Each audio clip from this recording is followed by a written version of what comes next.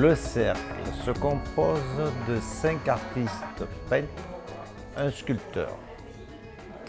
Le cercle n'est pas une nouvelle création qu'on pourrait rencontrer en France, car en 1885-1888, pour ne citer que l'exemple,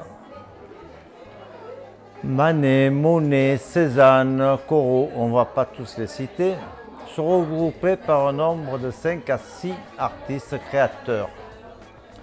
Nous avons donc créé le Cercle Conféria National des Maîtres du XXIe siècle.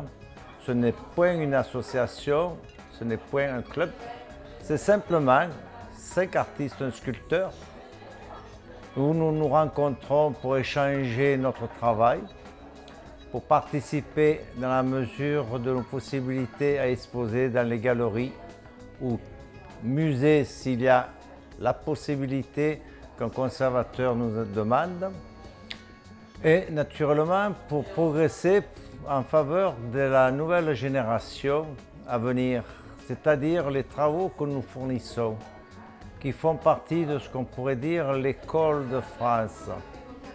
Ça représente l'expressionnisme, je dis bien l'expressionnisme.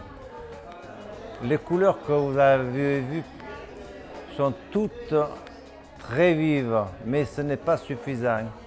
Il faut que les couleurs soient très bien mariées entre elles dans un sens de profondeur et également qu'elles apportent la lumière, de façon à ce que nous puissions, à tous les téléspectateurs, apporter les explications de l'école actuelle que nous produisons.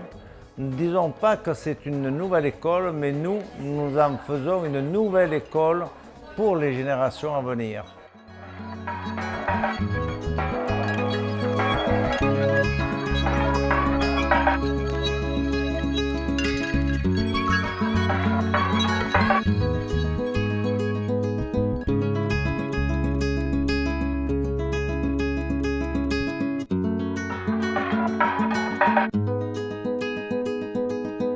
Voilà, cette émission est terminée. J'espère que je vous aurai donné envie d'aller découvrir toutes ces très belles expositions.